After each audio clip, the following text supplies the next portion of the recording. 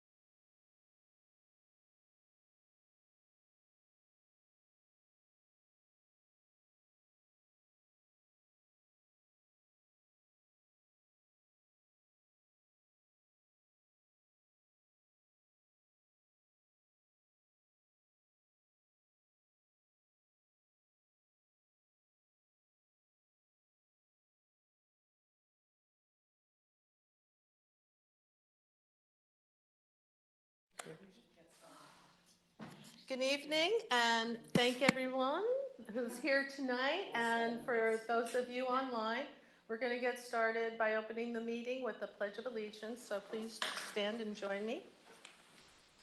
Pledge allegiance to the flag of the United States of America and to the republic for which it stands, one nation, under God, indivisible, with liberty and justice for all. Okay, thank you for coming and for joining us in part 2 of the Hamlet Revitalization and Beautification Workshop. So tonight we will quickly review the key points from our last workshop and the highlights that came from the survey as to the priorities that people told us were most important to them. And that section was on the east side of Route 17, starting from East Village Road all the way down to the ambulance corps. And then we will show current conditions of the west side of Route 17 as they relate to pedestrian and traffic safety. We will discuss what we can do to improve these safety issues and how we can get it done, what the next steps will be.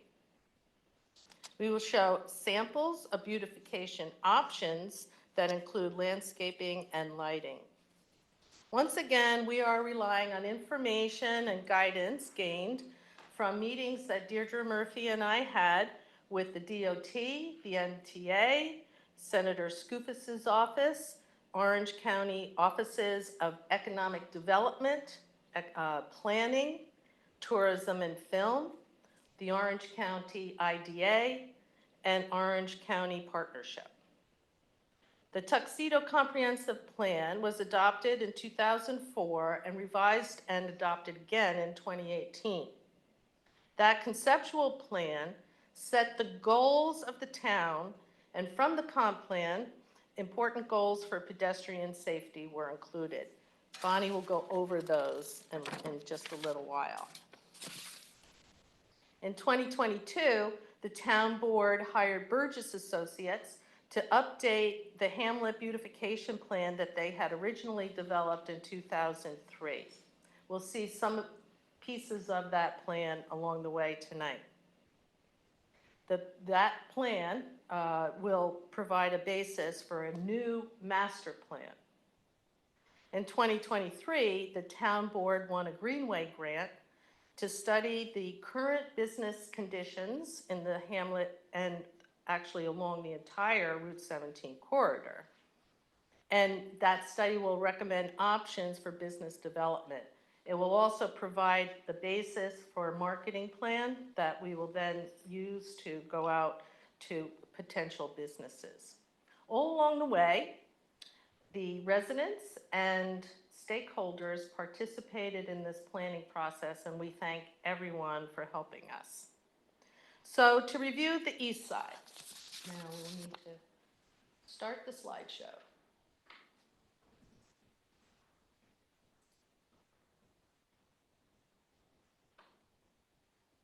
Can you make it into just the slide?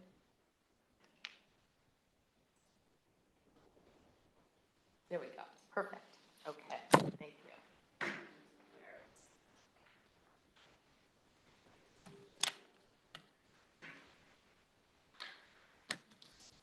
So when we're discussing the west side of Route 17, we'll talk about the obstacles and the opportunities. We'll talk about traffic calming options and then next steps. What we call Antonelli Park and the train station. This is as you're on East Village Road looking south on the east side of Route 17. And there's a road, as most people know, that's along the railroad tracks. It's called Antonelli Road, so we've adopted this open space as Antonelli Park. What we would like to see here are walkways, lighting, landscaping, and a connection with Powerhouse Park, the Powerhouse Park municipal parking area, and leading that all the way into the business district. These are just options we've seen from other towns that will kind of just give ideas for what we want to achieve. Here are some more options that we've seen in other towns. This is the lighting that's very similar to the lighting we have right now in Powerhouse parking lot. And we'd like to use that again to continue along Route 17 through Antonelli Park and the train station. And then what we're looking at now is the east side looking north and the post office. So the post office owns that property between the building and the parking lot for the liquor store building. And we've talked to them down in Washington. They are interested in leasing that property to the town. We could create some parking, additional parking, and a park-like atmosphere, pervious parking, pavers, things like that. So what you see is a portion of the Burgess study that just took a stab at what that might look like.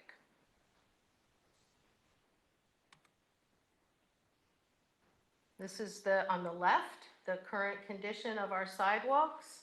And we fortunately have 8-foot and slightly larger sidewalks on that side, which would allow us, according to DOT specifications, to add some complete street elements, which would, on the right, some suggestions are different pavers, street lights, trees, and other landscaping options. Michelle, is that the same width of sidewalk? I'm not 100% sure, but With that sidewalk on the right, have to be right with, that's nice, okay? Would that have to be, the one on the left, what we presently have now, would that have to be expanded? I think we can do it the way it is because they're more than 8 feet. And what the DOT specifies is, well, first of all, the DOT specifies sidewalks now have to be 5 feet wide. If you want to add a street light or a tree, you need an additional 2 feet. So we're more than the 7 feet that's required as the minimum. But on the right, yeah, we could talk about widening the sidewalk down the road when we talk about other options. But right now, we could do this. That's the good news. Okay. Well, people would visit stores that way. Yeah, and plus people would feel safer walking along the sidewalk. These are just some more options. Now we turned around and now we're looking south. And this is the current sidewalk and some options of what it could look like. And again, this is doable according to the DOT.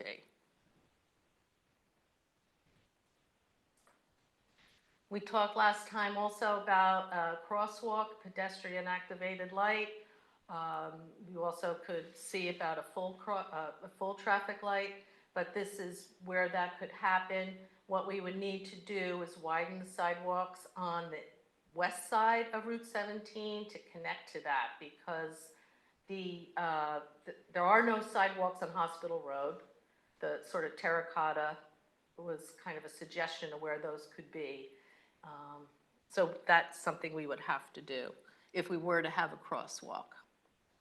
And what that would require is just asking the DOT to do a study. So the survey that we sent out and that people filled while they were here last time, the top priority were sidewalks that would meet DOT standards, which is at least 5 feet wide or at least 7 feet wide with lighting and landscaping. The second high priority was additional parking, but only if it were combined with landscaping and lighting. We had an option for parking only, and that did not get high grades at all. And the third one that was a high priority was the crosswalk option at Hospital Road to connect the east and the west side of the business district. So now we'll look at the west side of Route 17. This is another part of the Burgess study. We're not going to talk about the options they presented for Store Road tonight, which is the terracotta sidewalks, but we will look at just the sidewalk along Route 17, which right now between Library Road and Hospital Road are only 4 feet wide. So in order to replace them, we would have to replace them with 5 feet sidewalks. This is from the comprehensive plan, so if Bonnie doesn't mind, I will turn it over to our town planner, Bonnie Franson, to talk about some of the goals in the comprehensive plan. Sure. And the comprehensive plan has been adopted for some time, since I think 2018. The most recent The most version. recent version, but the whole concept of Hamlet revitalization has been really around for quite a long time. Even as far back when Tuxedo Farms was approved back in 2004.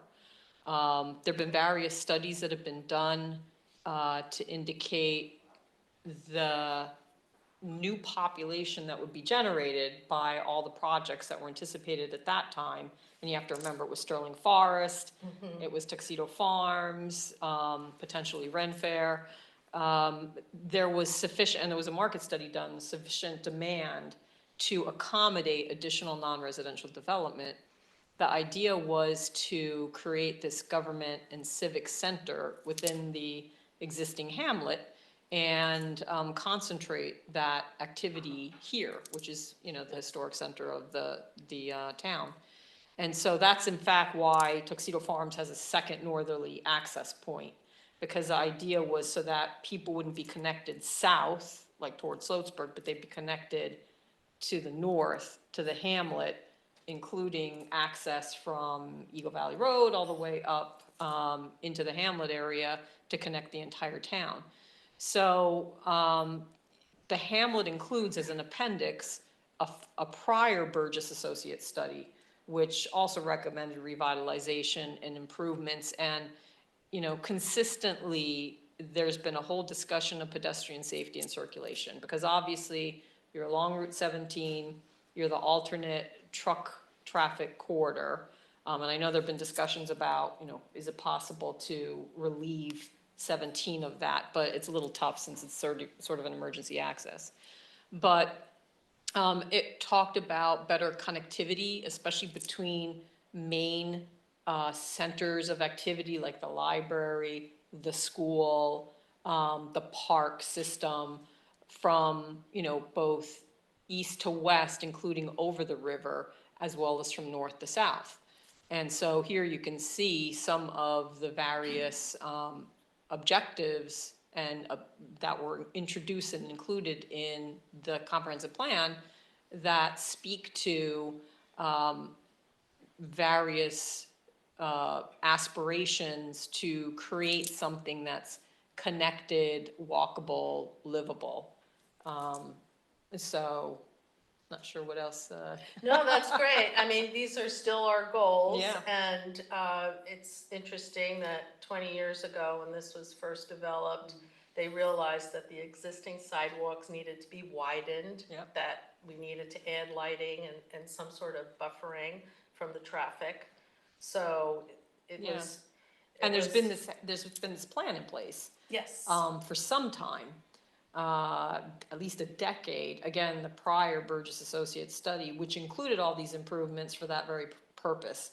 And various town boards along the way have tried to reactivate and, you know, implement some of these recommendations. And there really is an opportunity now, especially knowing Tuxedo Farms is, you know, is pending, to really put these into place, because that group of people, they're gonna have a center, but that center was specifically limited so that there would be a objective of getting those people into the hamlet and part of this community as well. So that's about to happen, and this is a, you know, a great and appropriate time to revisit these and come up with this longer-term plan for hamlet revitalization and connectivity. Yeah, and what else has developed recently is New York State is providing funding Yep. for downtown revitalization.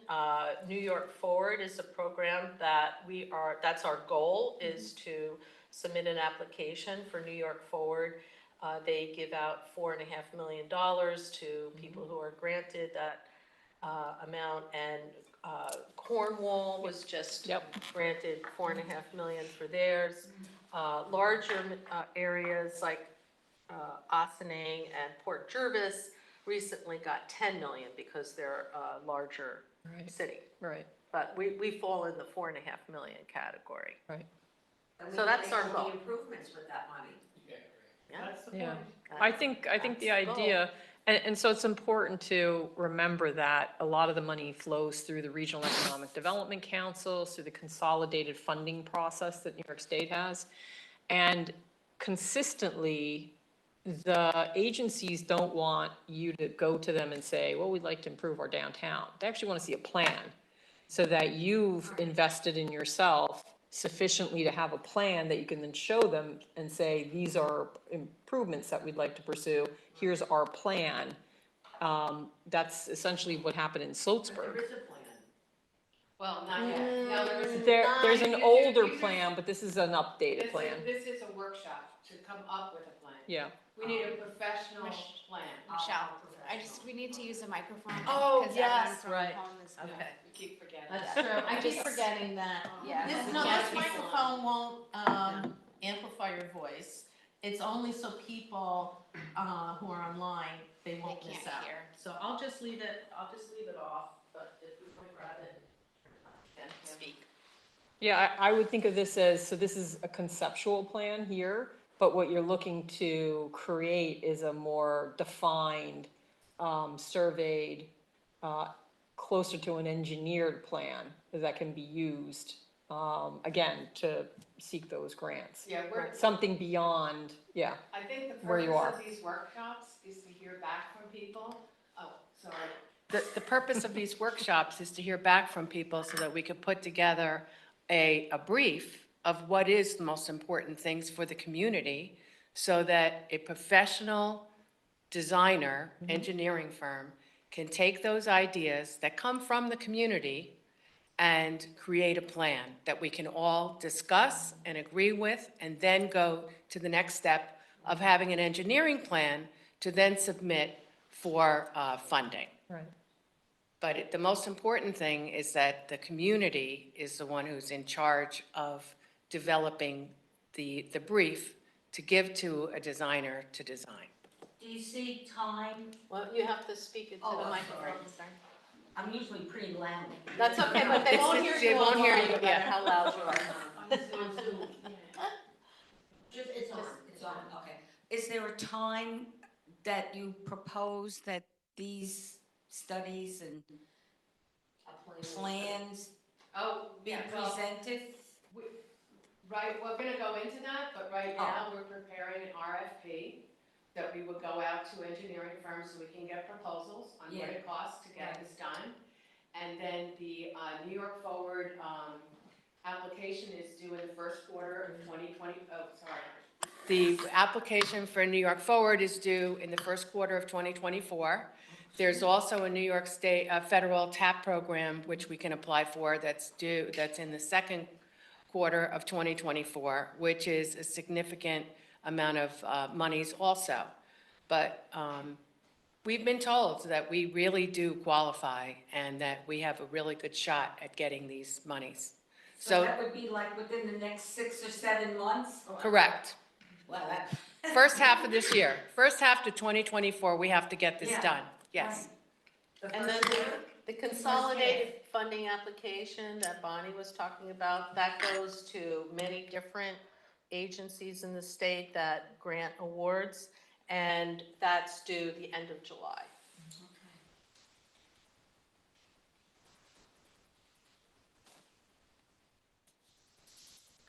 So here's our current situation along Route 17, and right now, we're talking mostly about library, well, all of it, from the entrance of Tuxedo Road to Tuxedo Park, all the way down to Hospital Road.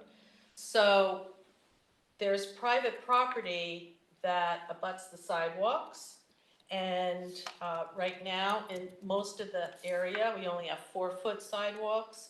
So they need renovation, but they have to be 5 feet if we renovate to be in compliance with the DOT standards. And again, they need to be 7 feet if we want streetlights and landscaping.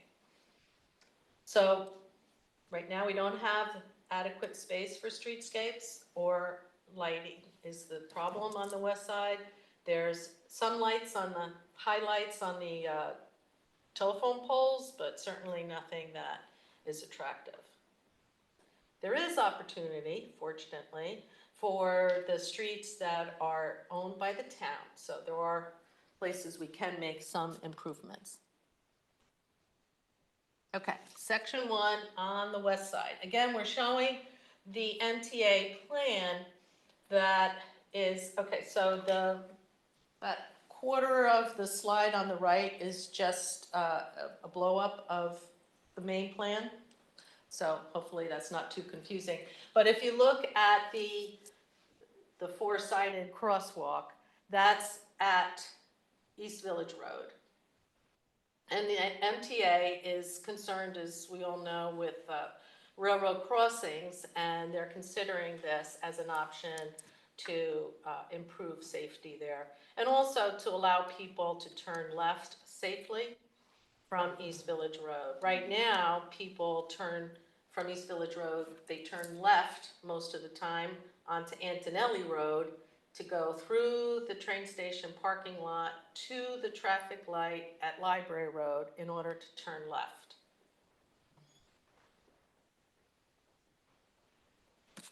So of course, we will have to coordinate with MTA and their plan and anything that we do in that area.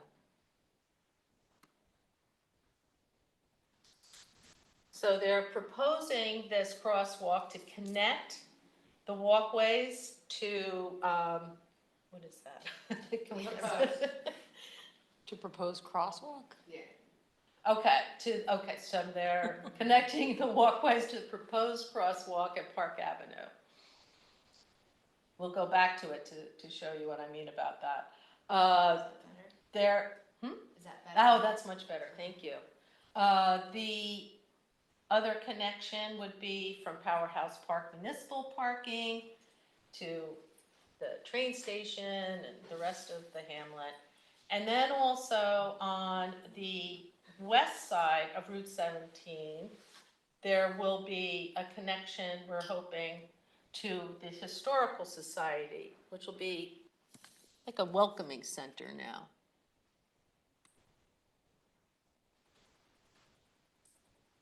Oh, good, we're going back. So again, just look at that 4-sided crosswalk. They're proposing, they would have to propose some sort of safe walkway to get to the crosswalk, right?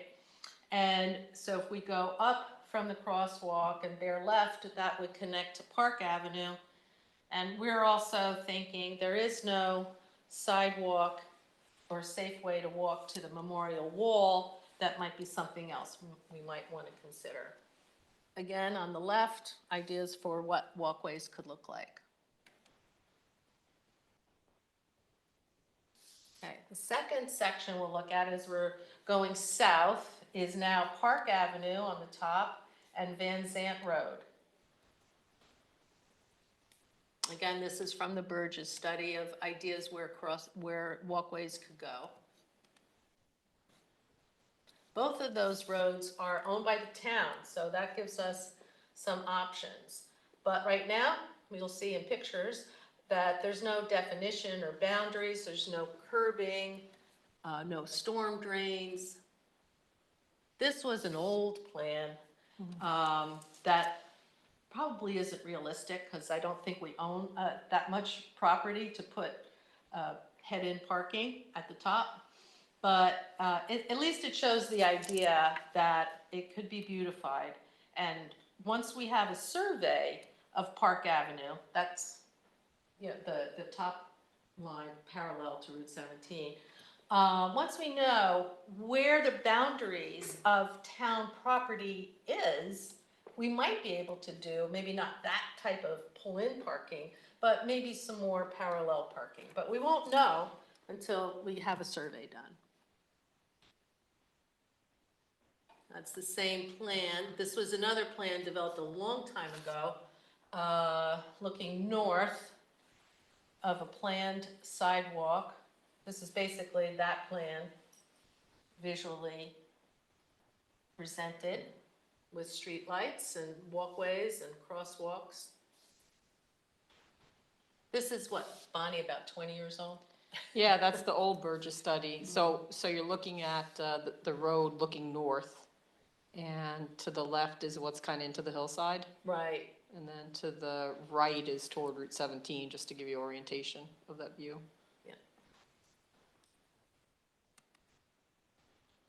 This is what it looks like now.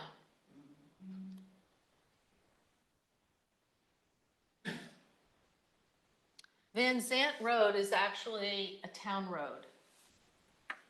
Right now, it looks like it's just part of a parking lot. We need a survey done, so we know where the boundaries are, so we know what we can do for lighting and walkways. And then that would connect to Route 17. Now, this is looking north from the Tuxedo Square parking lot with that building that we were just looking at.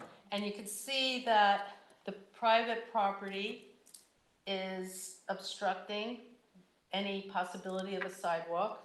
But even if those shrubs weren't there, we don't know what the right-of-way boundary is. Is it 4 feet? Is it 5 feet? If it's only 4 feet, then we wouldn't be able to put a sidewalk there. We'd have to work out something with the property owner. Just another view of what we have. Now, the sidewalk in front of Tuxedo Square actually is 5 feet wide, but not wide enough to do any beautification. Do sidewalks on Park Ave have to be 5 feet, or is that different? Oh, here you go. Speak it to mine. Is it on? Okay. Would the sidewalks on Park Ave have to be 5 feet, or because it's not on a main road, it could be shorter? Oh, It could be shorter. yeah, it could be because they're town-owned roads, They're yeah. town-owned roads, and we're in charge. Okay, it would fit better then. Yeah. Thank you for pointing that out. Okay, now we're going down, the next section is Library Road and further south. Again, there we have a crosswalk, but it doesn't connect to any sidewalk on Library Road, so people walk in the road. So we want to improve that pedestrian safety to connect to the crosswalks.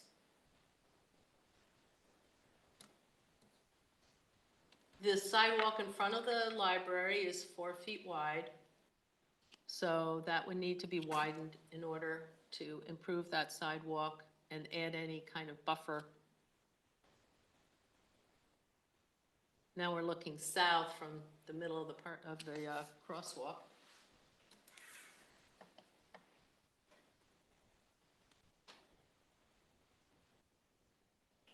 Now we're moving down a little bit, but looking back north again, it's 4 feet sidewalks. On this side of the road, we have the utility poles. We don't have that on the other side. So that's a benefit to being able to do something quickly, not quickly, but, you know, there wouldn't be a lot of obstacles to doing something on the east side because we don't have the utility poles, they're wide enough.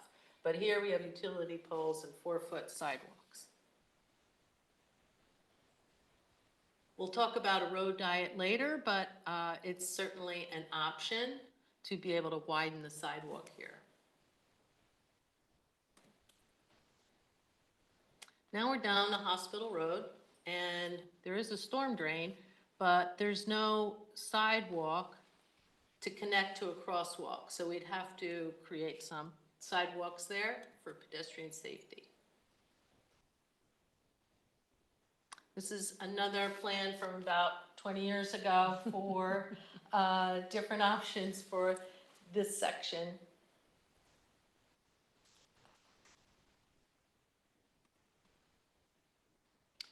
So we're back to the Hospital Road crosswalk again. And we need to add the walkways and the sidewalks to connect. We need to widen the sidewalks along Route 17. And again, at the last note is about a road diet, which we'll look at a little bit more closely.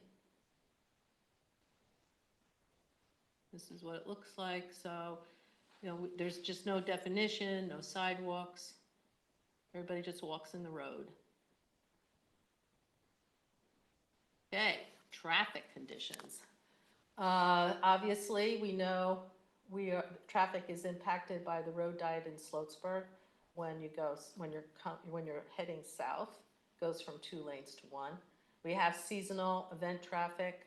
We have lots of reports of excessive speeding. We've all seen that happen. And we have a lot of truck traffic, as we know. The wait station on the thruway, they notify you before you get to exit 15 that it's open. So a lot of times we think that's why trucks exit 15 and take Route 17. So we could open up our wait station on those days. And trucks also avoid the tolls, and a lot of times we see oversized and tandem trucks. So now, what are some options? So crosswalks, traffic lights, they definitely would calm the traffic. Other options that towns like to use, and that's a favorite of the DOT, is roundabouts. They feel those are very safe. And then, of course, the DOT also tells us that enforcement is key. Michelle?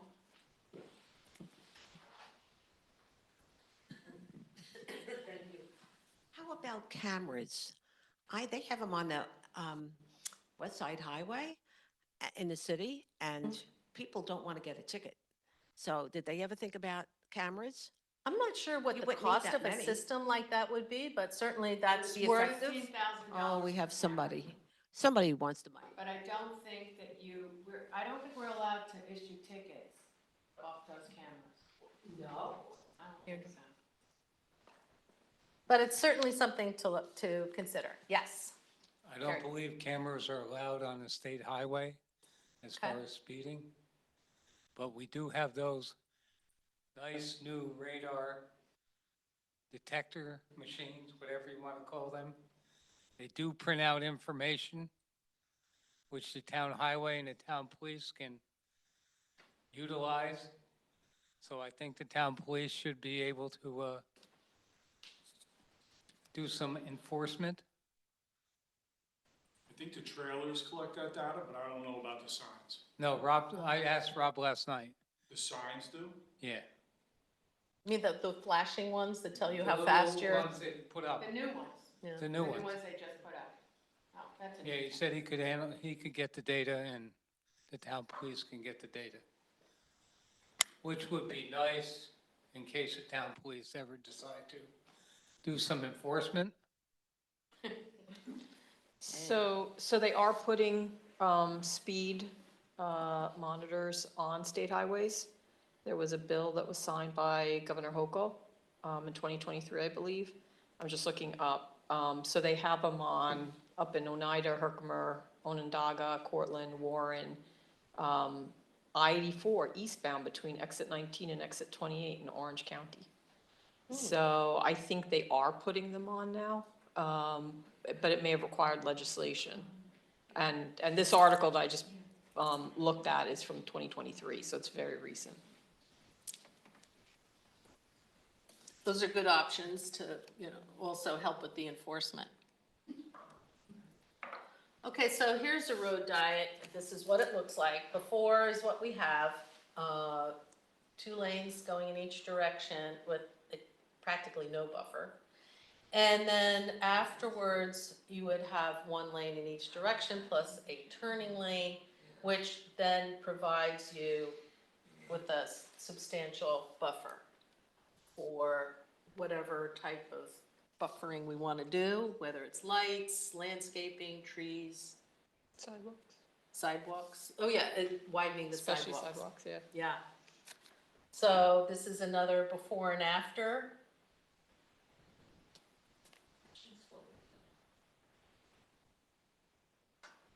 This is what the DOT loves to see. At the beginning Well, of town. Yeah, at East Village Road, an engineer said that it looked like it, I mean, without surveying, obviously, but just a quick look at where the East Village Road, meets Route 17. It looks like the fire department will become very busy. Oh, you think? Yeah. Well, why does the DOT like it then? How traffic study, how many cars go through Tuxedo in a day? Over, 10 to 15,000? Yeah. Try to get 10 to well, 15,000. Sterling Forest had around a that study over circle. 25,000.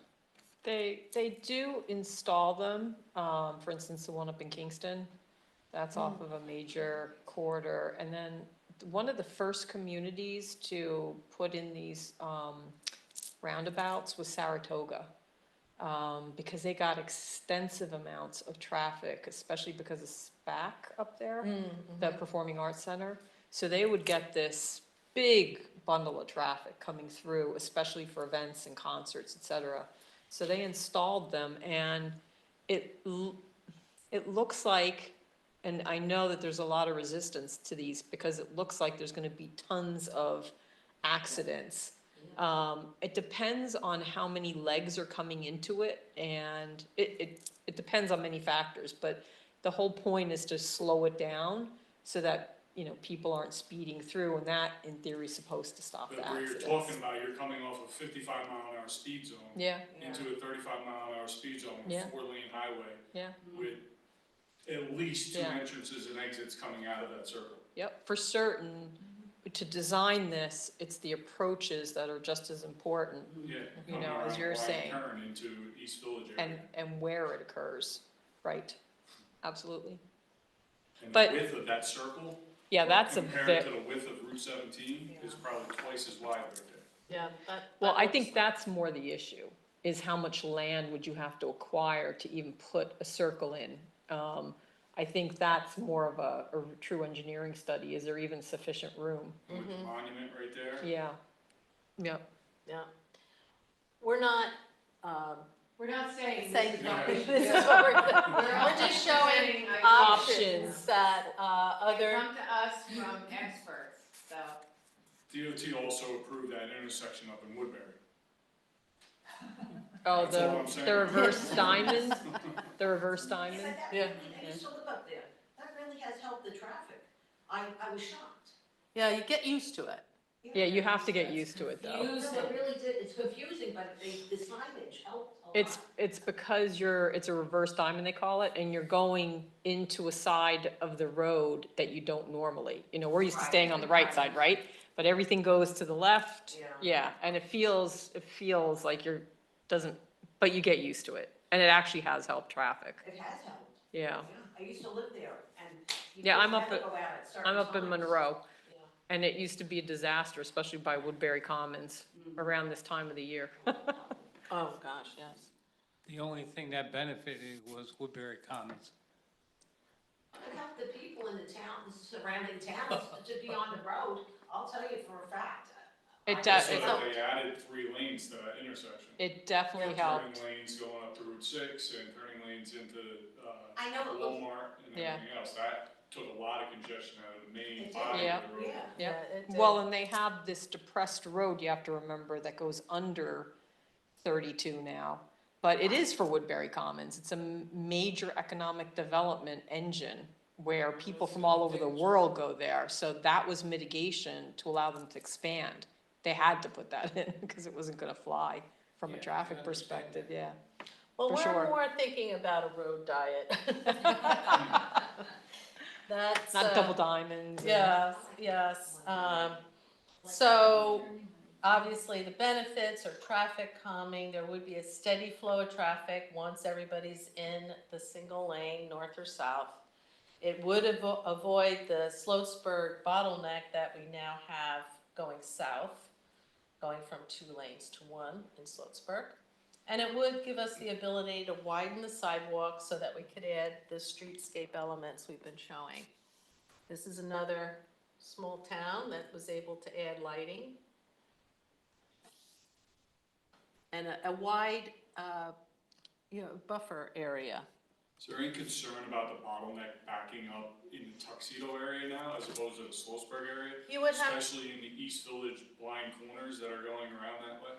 you'd have to figure out where the best place to go from 2 to 1 is, right? Where would We we be do it, do you talking? do it north at 17A and then everybody's just, It needs to have an engineering design. yeah, that, Traffic studies, engineering design, we're not experts.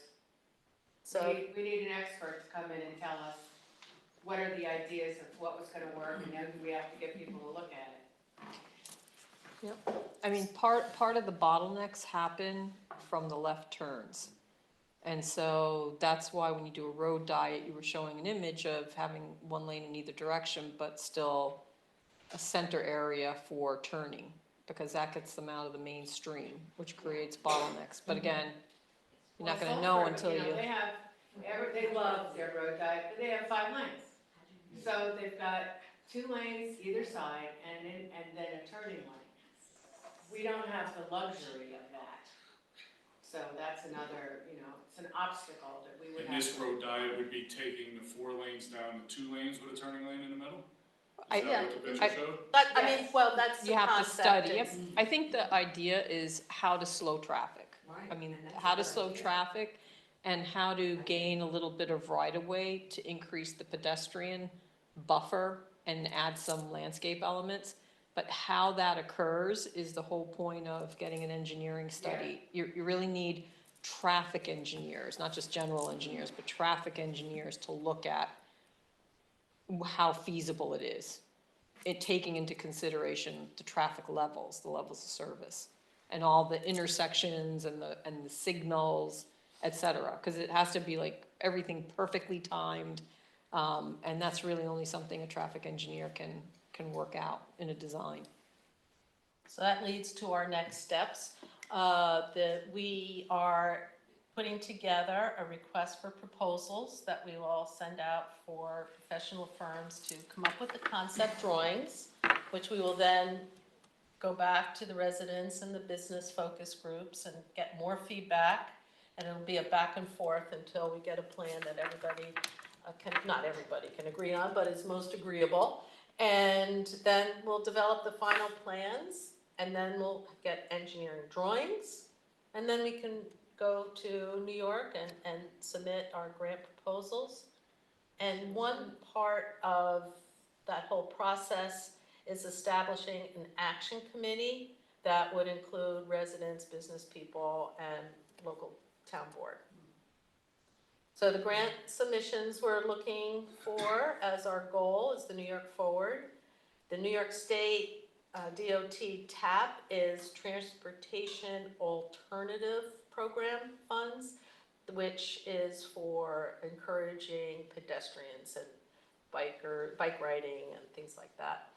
And then any other state and federal grant opportunities that we can identify. Michelle, does this have to be That's approved it. by the board? Get together an architect and, What To the put board together a has plan. agreed to do is to issue an RFP. To issue the request, to put it together. I mean, that takes Bonnie's help, it takes the attorney's help, the engineer's help to put together the scope. We have to develop the scope. What are we asking these firms to give us proposals for? So we have to define the scope. And that requires, our consultants to help us, so that was approved by the town board because that's an expenditure of some funds. Of course, once we get the proposals, then the town board will then have to approve, which proposal to go forward with. That will be, Or not go forward at all. I mean, what's that's that? the other, I mean, we can leave it as is. That's another option. so, Leave it the way it is now? sure, Well, the that's an option. sidewalks, we It's can- always an option. Yeah, we can repair the sidewalks. We can, we can decide not to hire we can decide not to, pursue another plan and to, basically repair the sidewalks and do the best with what we have. I mean, there's options that we should explore all of them and decide what is the best way forward. And not get the money from New York State that's offering this? Well, Well, we you have to can't have a get good money plan. without a Yeah, plan. right. Yeah. You're not gonna get any money without a plan, I know. so. I have a couple of questions. Yes. The, No, James, one second. I just want the people that are online to know that we'll take questions back and forth. We'll alternate between someone here and someone online. Yeah, can we see who's online so that if they They're on raise the their bottom. hand? Oh, okay, good. Here's Okay. Ken. okay, James. sorry. Yeah, a couple of questions. You mentioned that you're hoping to seek the grant in the first quarter of 2024, but you've also mentioned that there still needs to be a survey done of the Actually, the New York Forward letter of intent is in August, and, well, this year, it was August. I don't know, It usually is the same time. Yeah. Every year. the letter of intent's actually in August, and the deadline was beginning of October. So we do have time with this. I think what Deirdre was thinking of Oh, is the sorry. DOT program is May. Okay. Okay. And then the New York State consolidated funding, it's kind of like when kids do one consolidated application for colleges, it's the same idea that municipalities can submit proposals to New York State that then goes out to all the agencies that give out grant money. Okay. So it seems like getting this survey done probably needs to happen even in advance of engaging in engineering or architecture or any sort of firm. The transportation planning aspect that you've sort of also alluded to with possibility of traffic counts for establishing whether or not a road diet is the right way to go, or a roundabout, or whatever other types of traffic measures would seem to then fall behind that process. It's possible that you even include that as something that is funded by one of these grants, right? That you actually have a design that is enough to show that you have some momentum with an intention to kind of go for the grant, and then maybe you would do that afterwards, or are you planning to also engage a transportation engineering firm to do the traffic counts prior? Well, the DOT said that we can request for them to do the traffic studies, and we could do that, soon. Soon. Yeah, that would probably be, hopefully we could do that soon. Okay. And sorry, I just have a third question, which Yes.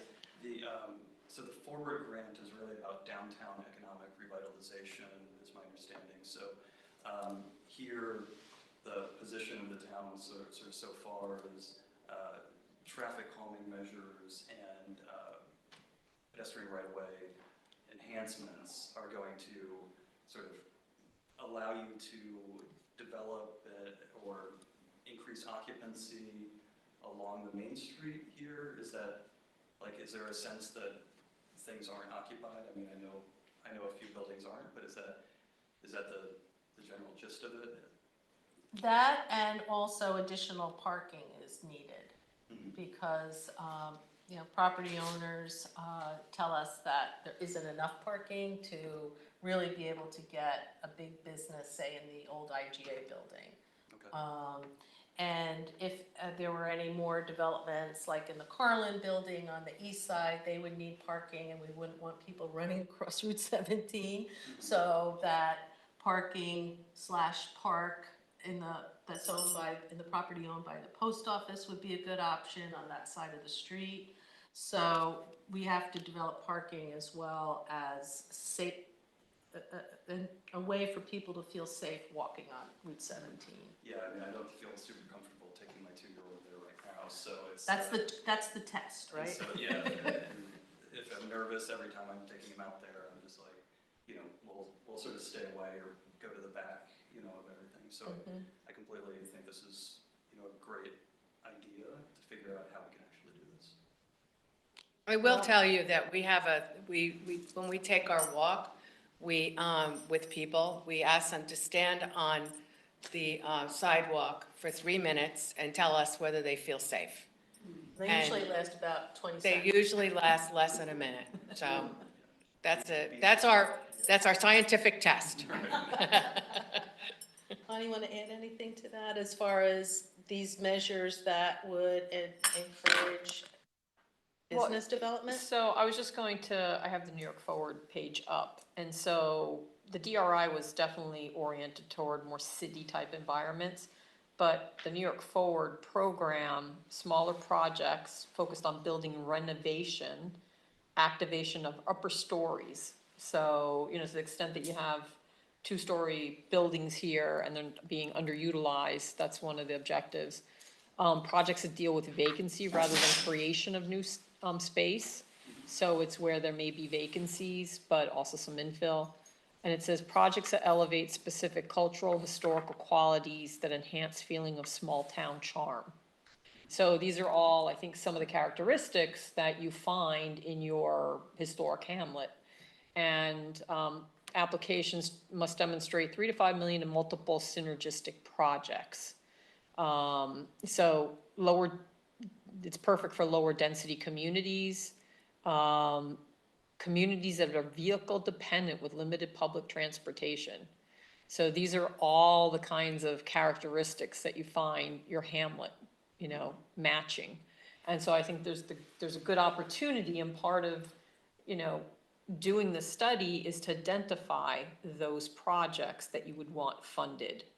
Because when you do DRI or New York Forward, they want you to come to them with projects. How are you going to use the monies, essentially? We just went through this, our firm with Port Jervis.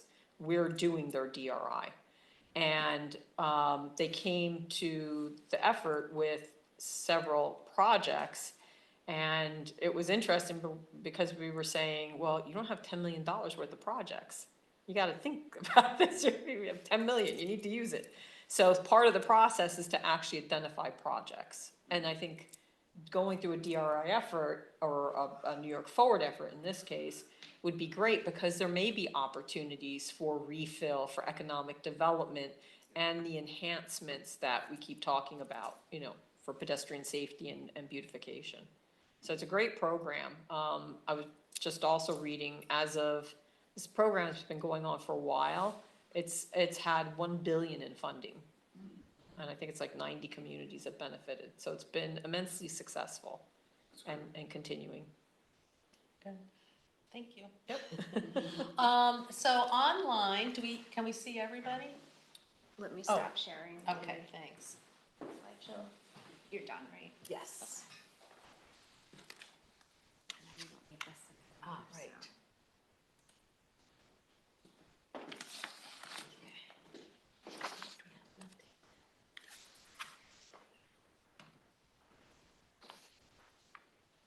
Okay, if anyone in the audience would like to ask a question or make a comment, please unmute yourself or raise your hand.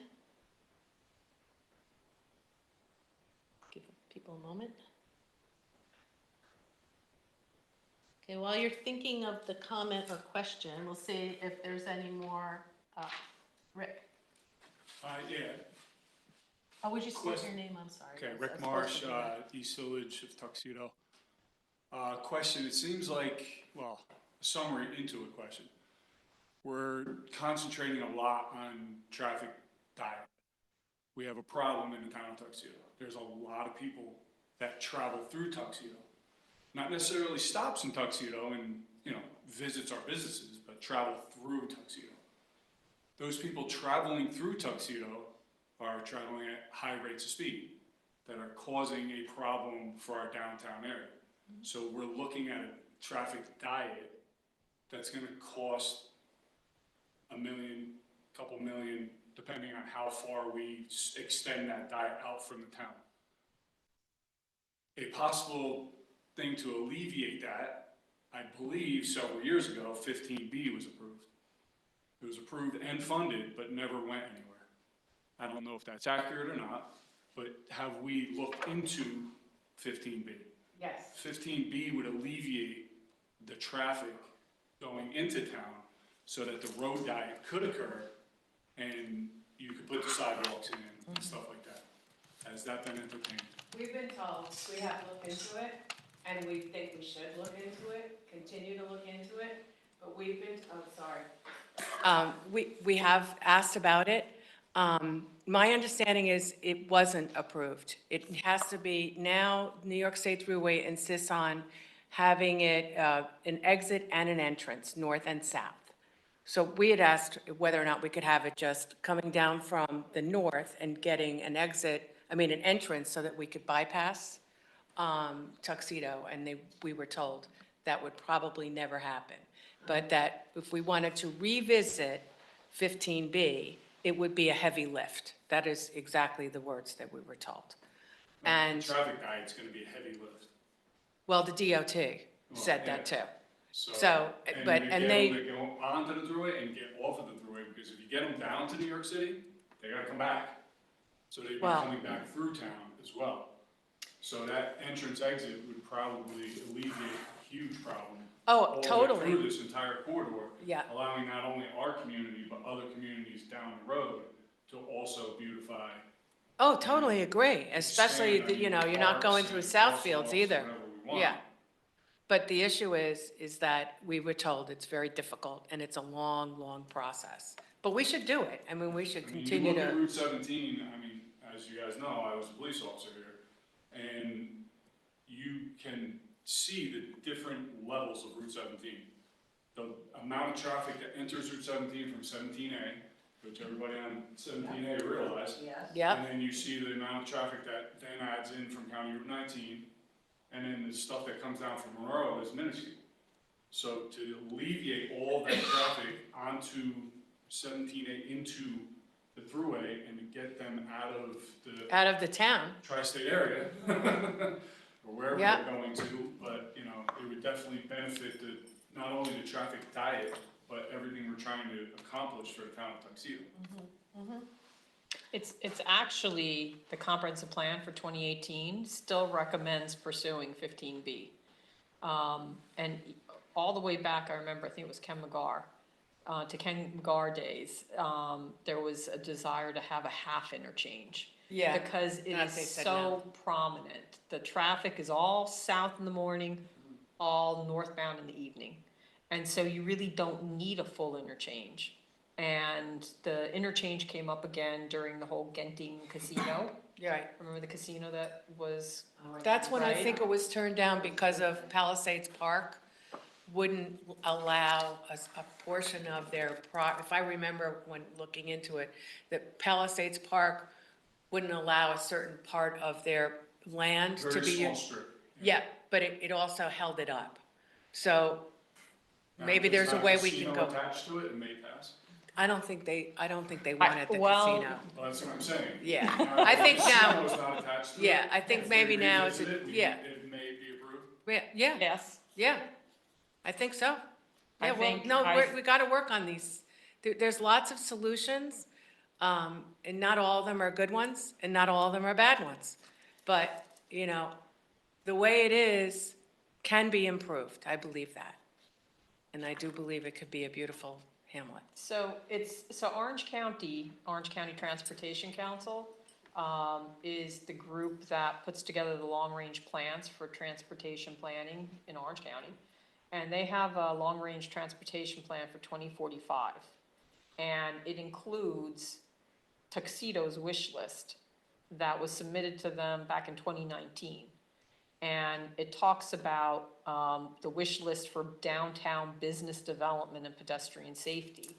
And in there, it still continues to say exploration of 15B. So when we talk about traffic calming and road diets, it's like a menu of options. And there are a whole bunch of different opportunities to achieve this objective, including taking traffic off a lot earlier, right? But it's gonna come down to money and government and whether the state would, fund it. But it's certainly in the long-range transportation plan for Orange County. It's identified 15B as well as some of the other wish list improvements for the Hamlet area. So it's recognized, is my point. But going back to one of the things that we've been working on is developing relationships with the government who will be able to help us to expedite this. So one of the things that we noticed is, and Michelle certainly had a longer relationship than I ever did, but Senator Skoufis is very, very targeted on where he wants to spend his energies and his influence, and it is in transportation. So I believe that we could probably, leverage some of our relationship with him to help us.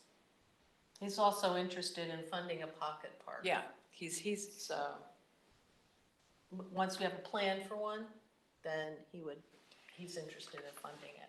I think also remember that once in Tuxedo Farms happens, that's 1,600 units. And so you're adding that to the southbound, northbound commute, right? So there's gonna be a certain capacity there, and their evaluations say that 17 will be able to handle it during the peak period. But there's other projects that may evolve that then create again the need for something bigger, more regional, whether it's 15B or something else.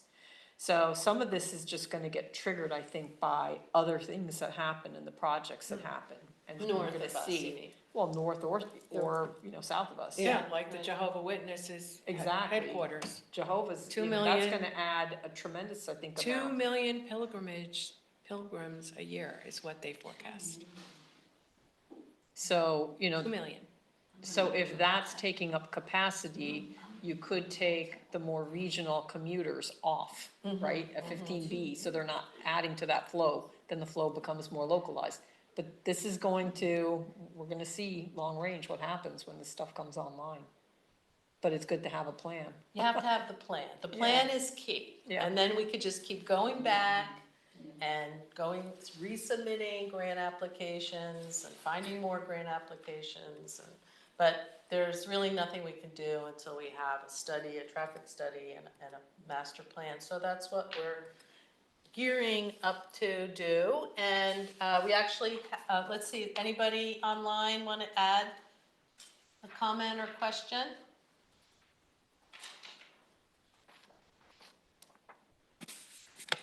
We have a survey that, if you wouldn't mind filling it out, and online, we can send it to you, or you can ask Marissa for it. Want me to read them? Or? Sure. Oh, no, there's 9. But it kind of just said, how do you feel about traffic and Route 17, and how do you feel about the safety, and what do you think the biggest problems are? What businesses do you think would be key to a thriving downtown? We ask you to pick one so we can see the highest priority. And a couple other questions as to ranking improvements to the town, just to give us some more feedback. Because the last feedback we showed you before, people want sidewalks, enhanced sidewalks and lighting and landscaping. That was the key. That was what everybody wants, so. And to be honest, whatever we thought was going to be the most popular wasn't. So, just to go.